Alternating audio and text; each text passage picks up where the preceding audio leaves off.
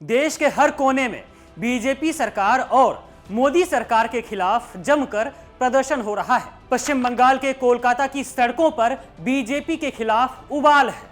असम में भ्रष्टाचार के विरुद्ध जनाक्रोश दिख रहा है। जम्मू कश्मीर में लोकतंत्र की मांग हो रही है। जयपुर में सत्ता के दुरुपयोग का विरोध हो रहा है। दिल्ली में बीजेपी सरकार की मुख्यमंत्री रेखा गुप्ता का खुला तिरस्कार हो रहा है। थप्पड़ कांड तो याद ही होगा ना आपको।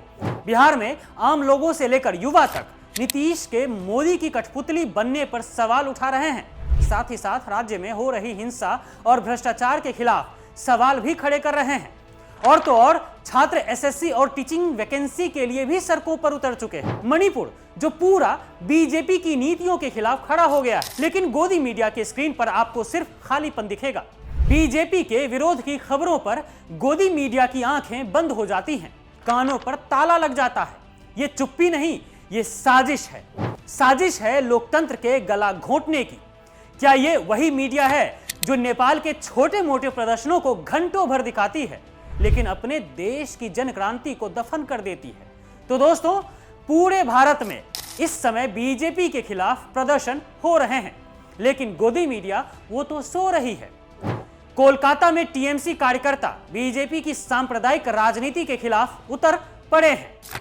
असम में भ्रष्टाचार के आरोपों ने बीजेपी सरकार को घेर लिया है। करोड़ों की अफसरशाही, जनता के पैसों की लूट, इन सब से जनता परेशान हो चुकी है। जम्मू कश्मीर में पीएसए जैसे काले कानूनों के खिलाफ युवा सड़कों पर उतर चुके हैं।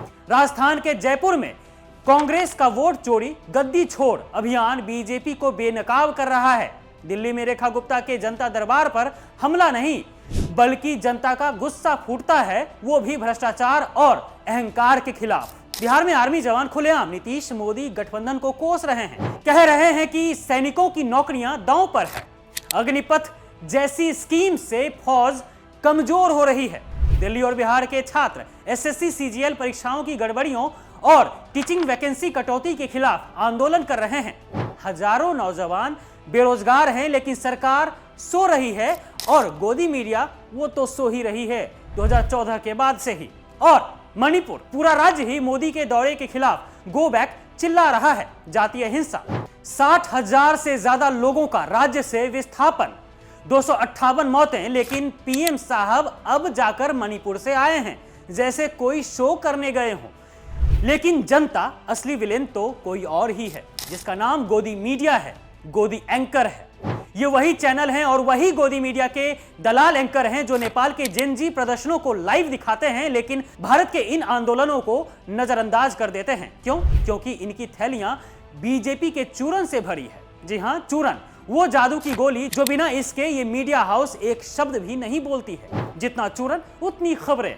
मोदी की भक्ति में डूबे एंकर, बीजेपी की दलाली करते चैनल, बोरों में भरकर चूरन पहुंचता है मीडिया हाउसों तक। तो बीजेपी का विरोध कैसे दिखेगा आपको? आप ही बताइए। ये गोदी मीडिया नहीं है, गोदी सिस्टम है जो सच्चाई को कुचल रहा है। नेपाल के प्रदर्शन दिखाओ क्योंकि वहां बीजेपी का हाथ नहीं है, लेकिन यहां चुप रहो। पर शायद गोदी मीडिया वालों को पता नहीं है कि उनकी मोदी भक्ति और चुप्पी से भारत का नाम दुनिया भर में बदनाम हो रहा है। लोकतंत्र का ढोंग, प्रेस फ्रीडम का मजाक बन रहा है मोदी सरकार में।